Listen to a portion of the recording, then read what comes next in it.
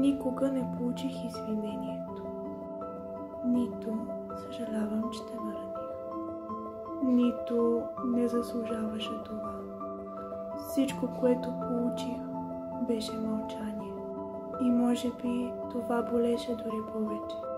Защото мълчанието не затваря вратата, а я оставя открехната. Достатъчно, за да може умът ти да се скита през нея.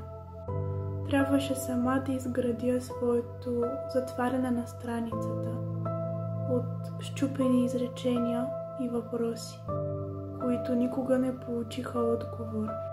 Трябваше да простя на човек, който никога не е поискал прошка, а това чувство не идва бързо. Той идва на части.